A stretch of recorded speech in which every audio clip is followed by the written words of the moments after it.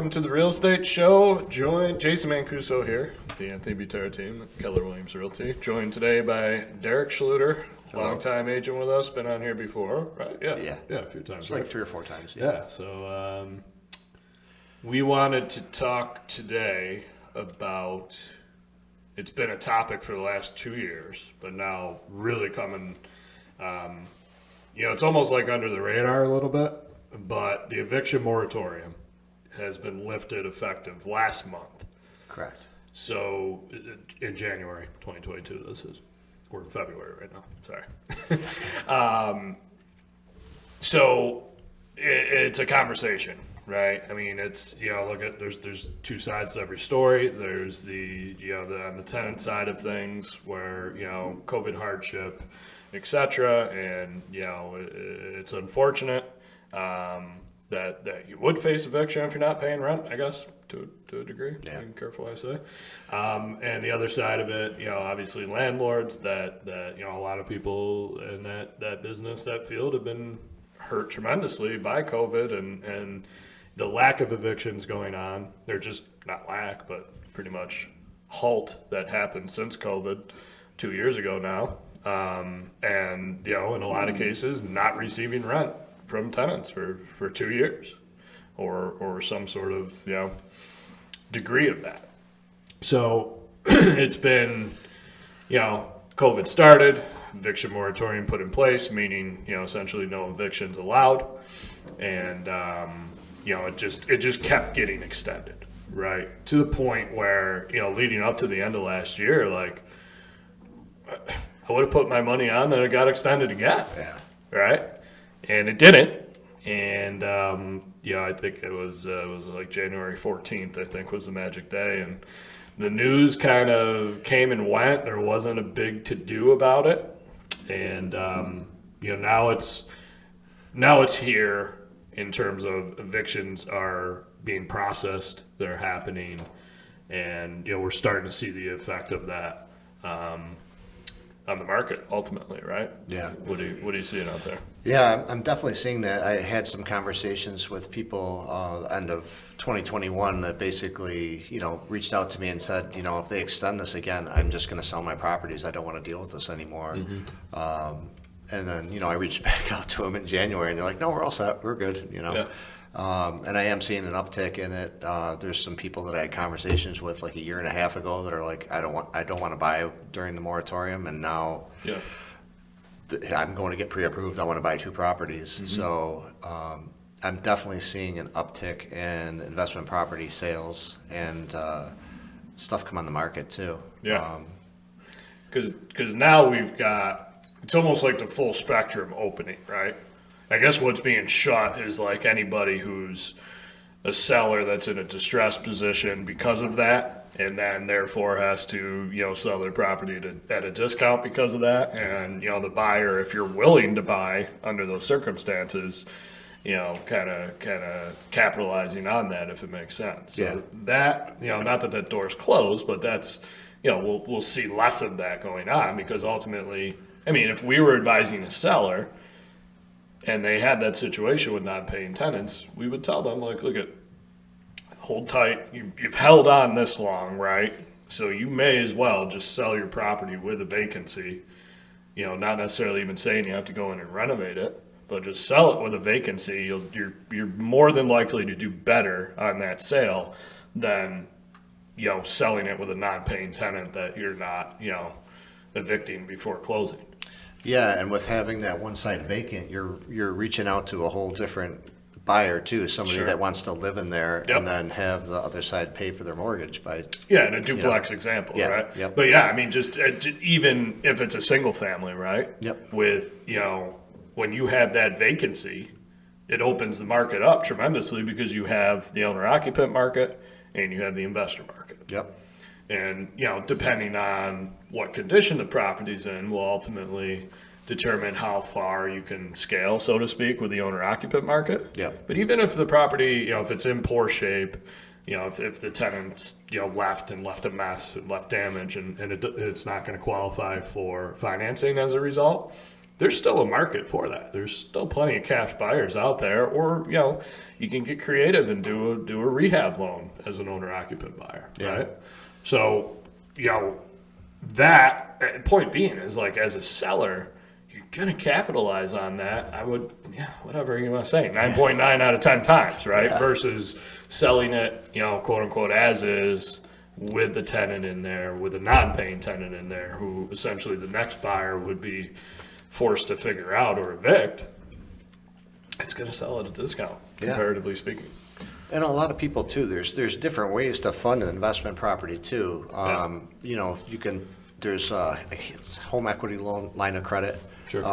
If you have, like, especially with the market the way it is for sellers right now, you probably have an incredible amount of equity in your house, and you can utilize that money to buy an investment property and have passive income. Yeah, we just touched on that, may have been the last episode or the one before, in terms of like, you got all this equity, okay, you don't want to sell your home, so what do you do with it? And I mean, you could tap into that and use it for other investments if it makes sense. So that's huge. I'm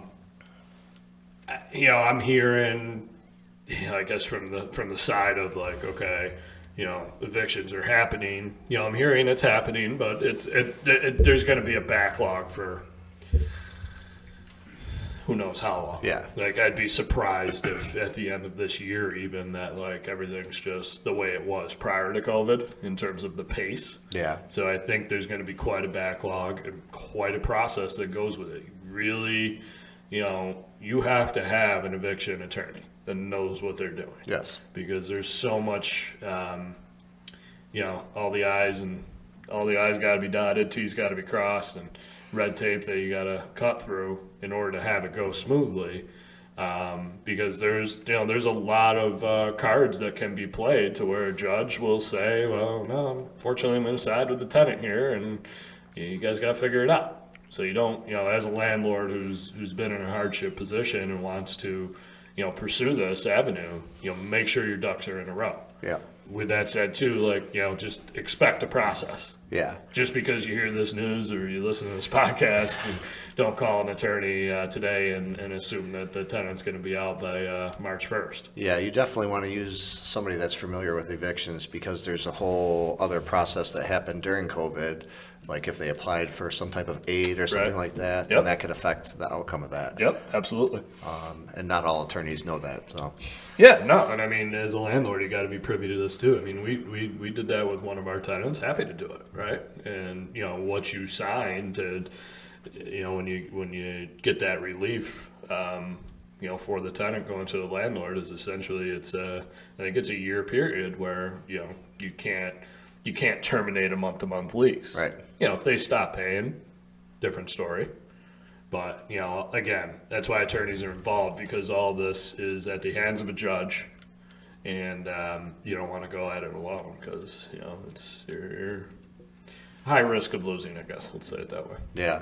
It's just, it was like a light switch, though. After the 14th, it's like all these people that I've had conversations with in the last year and a half, all of a sudden are like, we're ready to go. Right, yeah. So, and there's different sides to that too, right? Because, I mean, there's been a lot of hesitancy with the investment property market since COVID and all of this playing out. Rightfully so. A lot of buyers said, I don't really want to acquire any more problems just to inherit, more problems. Right. Right. Yeah. Unless unless it's just a deal that you can't walk away from, right? Okay, fine. If you're in the right mindset for that. And then sellers, the conversations we were having with sellers is like, look, if you absolutely have to sell, I get it. We're here to help. But our advice is going to be like, if you're not in a distressed financial position, do you really want to sell a distressed property? Right. And if you have a property that you're selling with a non-paying tenant as an investment property, condition can be great. Essentially, it's going to come across as that is, I say distressed, right? Yeah. And therefore, it's going to sell for less. So can you, conversations we've been having for, when they started, we were hoping it was only going to be a few weeks, few months, a few months turns into, okay, it's going to be a few years. 2 years later, essentially, just shy of it. Now that's not over. I mean, the effects of it are still going to linger around, but at least just this moratorium word, goes away and it kind of opens things up. Yeah, I think you're going to feel lingering effects from that probably till the end of the year at least. Yeah. You know? Yeah, for sure. So we're talking with sellers now, or sellers are now motivated to either figure out what they have to do to sell, or frankly, we have a lot of conversations too where it's like, keep it. Yeah. A lot of conversations we have, right, are, hey, I want to continue to invest.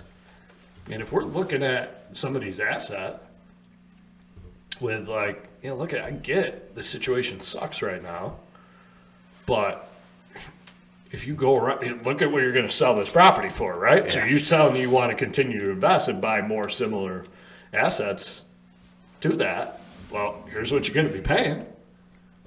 In the example, if it's going to sell for, say, 75 and they bought it for 40, the days of buying that same house for 40 are long gone, right? Yeah. So, like, if you want to stay in the market as an investor in real estate,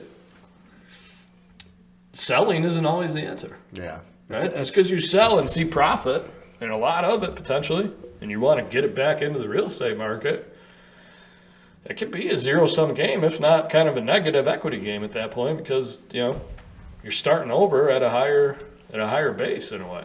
Yeah, I just had that conversation with one of my clients yesterday, and I gave him some other options and said, you could do a 1031 exchange and buy something, sell down your single families so they're not all over the place and have one property like a 6-unit or something like that. Sure.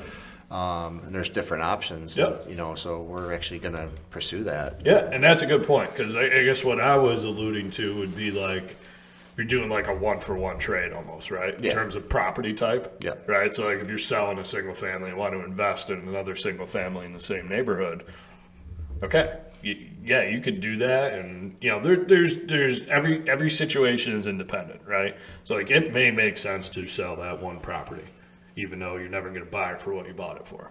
But if you got to put, 30 grand into it, then you may be like, okay, this is where it makes sense to get rid of this, capitalize on the equity, and then buy something that doesn't need the 30 grand into it. And you're starting over on a clean slate, so to speak.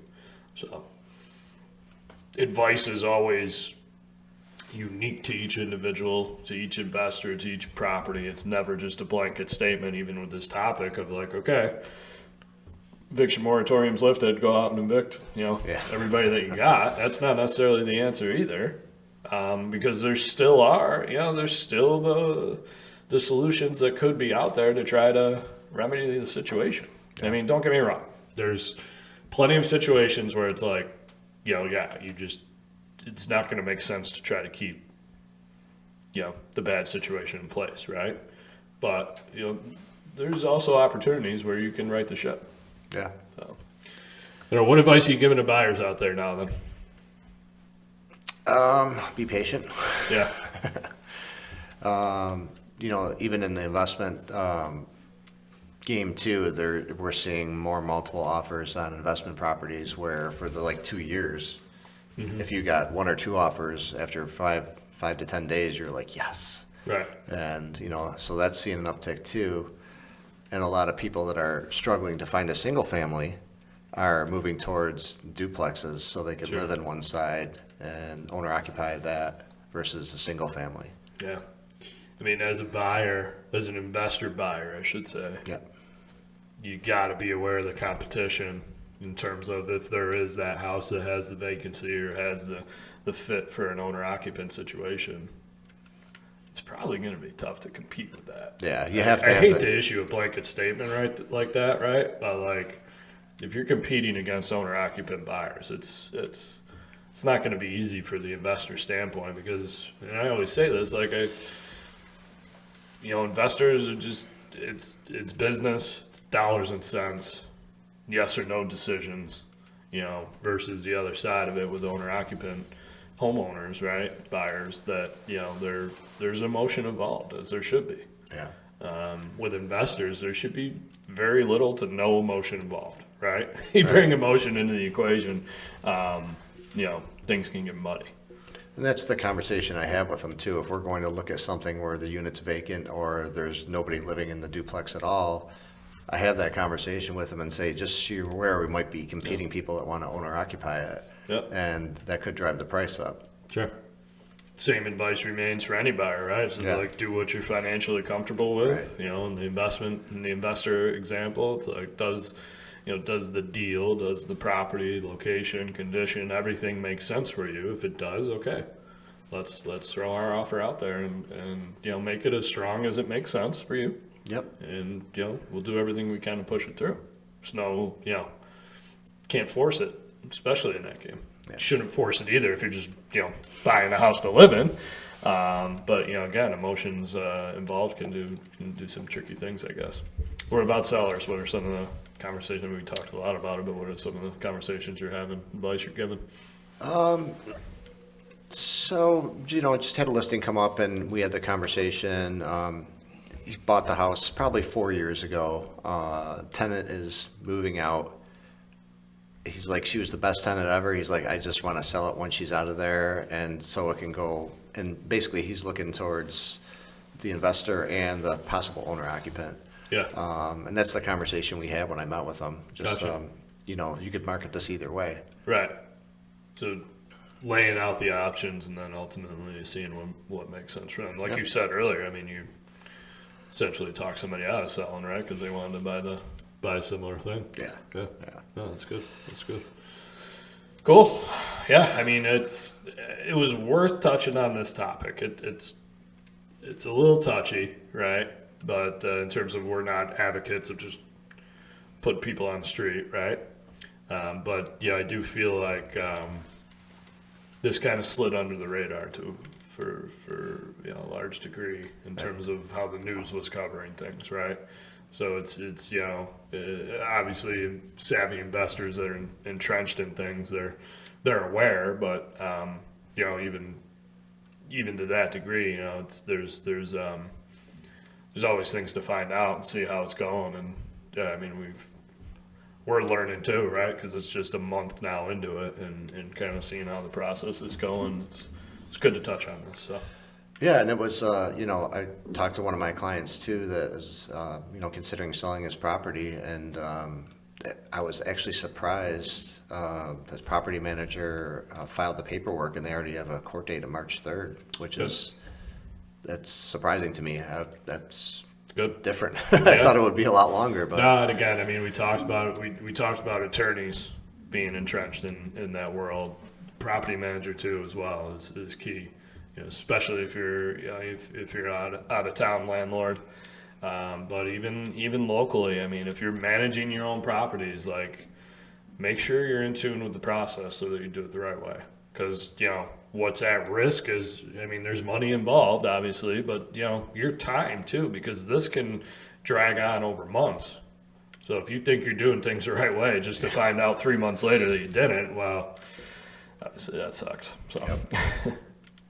And on that note, good topic to touch on. Maybe we'll update it again over late spring or summer to see how things are going with it. But for now, if you've been in a tough position as a landlord, doors are kind of opening now where they've been shut for the last 2 years, I guess, is the overall topic. So thanks for tuning in, everybody. Derek Schlueter here. thanks everybody. Jason Mancuso, Anthony Butera team. Talk soon.